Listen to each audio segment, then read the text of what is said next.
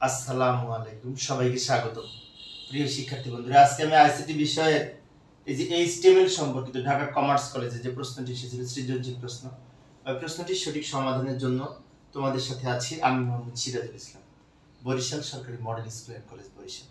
চলো শুরু করা যাক। প্রথমে প্রশ্নটা দেখে নিই যে এইখানে একটি উদ্দীপক দেওয়া আছে। আরেকটা বিষয় বলি, এই ধরনের উদ্দীপক কিন্তু প্রায় বেশ কয়েকটা কলেজে এসেছে, যেমন ঢাকা সিটি কলেজ না কোন কলেজে যেমন এই যে সেম প্রশ্ন এসেছে, শুধুমাত্র এখানে আজিজ জায়গায় অন্য একটা নাম আছে, সুমন নাকি যেন। তো যাই হোক, এই প্রশ্নের সমাধান করার জন্য আমরা টেবিল তৈরি করার জন্য এইচটিএমএল কোড লিখব। প্রথমে শুরুতে আমরা ডক টাইপ এইচটিএমএল লিখব, এটি দ্বারা ডকুমেন্ট টাইপ এইচটিএমএল বোঝায় এবং এটি দ্বারা HTML5 ভার্সন নির্দেশ করে। এরপরে এইচটিএমএল এর ওপেনিং ট্যাগ লিখব, বডির ওপেনিং ট্যাগ লিখব, তাই না? এগুলো তো আমরা জানি ওপেনিং এ লিখতে হবে। বডির ওপেনিং ট্যাগ কেন লিখলাম? এই টেবিলটা বডির মধ্যে তৈরি হবে। এবারে এই প্রথম লাইনটা তৈরি করব, স্টুডেন্ট নেম কম্পালসরি অপশনাল, কিন্তু কম্পালসরি লেখাটা 1 2 3টা কলাম একসাথে মার্জ করে একটা হয়েছে, তাই এখানে কল স্প্যান নামে একটা অ্যাট্রিবিউট ব্যবহার করতে হবে। যাই হোক, টিআর ওপেন করলাম, টেবিল বর্ডার দিব, তাই না? টেবিল বর্ডার সমান 1 সেল স্পেসিং 0 দিব, এই টেবিলের দাগ দেওয়ার জন্য, সলিড আকারে দাগ দেওয়ার জন্য সেল স্পেসিং 0 দিয়েছি। সেল স্পেসিং 0 না দিলে দুই দাগের মাঝখানে ডাবল দাগ মনে হবে, স্পেস থেকে যাবে।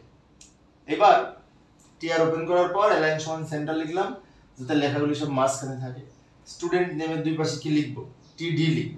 আর তবে আমি যদি টিএইচ লিখতাম তাহলে এই অ্যালাইন সমান সেন্টার না দিলেও হতো, কিন্তু আমরা টিডি দিয়ে লিখবো, সমস্যা নেই।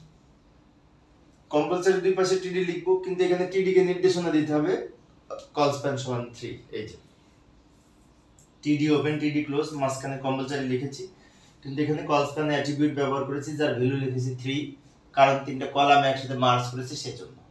তারপরে আবার এই অপশনালের দুই পাশেও লিখবো টিডি, তারপর TR close, TR open TR close, ফলে রোটা তৈরি হবে। তিনটা সেল ছিল, তিনবার টিডি ব্যবহার করেছি, তবে মাঝখানে টিডি কে কল স্প্যান সমান 3 দিয়েছি, কারণ তিনটা কলাম মিলে একটা কলাম হয়েছে সেজন্য।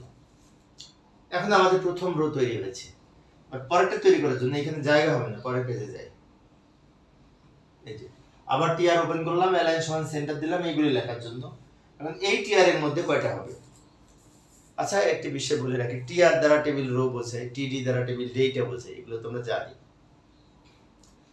এইগুলি লিখবো এবার 1 2 3 4 5টা সেল আছে, এটার দুই পাশে লিখবো টিডি, এটার দুই পাশে লিখবো টিডি, এটার দুই পাশে লিখবো টিডি, এটার দুই পাশে লিখবো টিডি, আবার এইটার দুই পাশে টিডি। কিন্তু এই যে এই চারটার দুই পাশে যখন আমরা টিডি লিখবো, প্রথম টিডির সাথে একটা অ্যাট্রিবিউট ব্যবহার করতে হবে, রো স্প্যান অ্যাট্রিবিউট, যার ভ্যালু হবে 3 প্রত্যেকটার ক্ষেত্রে। কারণ এখানে তিনটা রো একসাথে, 1 2 3টা রো মিলে একটা রো হয়েছে, তাই আমরা লিখবো টিডি র স্প্যান সমান 3। এই যে টিডি র স্প্যান সমান 3, তারপর আরএস লিখে টিডি ক্লোজ, টিডি ওপেন টিডি ক্লোজ, আরএস লিখেছি মাঝখানে, কিন্তু র স্প্যান সমান 3 লিখেছি তিনটা রো মার্জ করার জন্য। আবার টিডি ওপেন টিডি ক্লোজ, এখানে বাংলা লিখবো, টিডি ওপেন টিডি ক্লোজ ইংলিশ লিখবো, টিডি ওপেন টিডি ক্লোজ আইসিটি লিখবো, টিডি ওপেন টিডি ক্লোজ ফিজিক্স লিখবো, তারপরে টিআর ক্লোজ করব। আবার আমি বলছি, প্রত্যেক জায়গায় রো স্প্যান সমান 3 লিখেছি, কেন লিখেছি?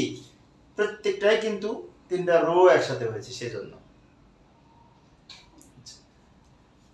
এবার এই ম্যাথের উপরে নিচে টিআর ওপেন টিআর ক্লোজ লিখবো, তারপরে এই টিডি লিখে ম্যাথ লিখবো, দুই পাশে টিডি লিখবো সেল তৈরির জন্য, আর টিআর লিখবো এরকম রো তৈরির জন্য। টিআর এর মধ্যে কমপক্ষে একটা টিডি থাকতে হবে একটা সেল তৈরি করতে হলেও।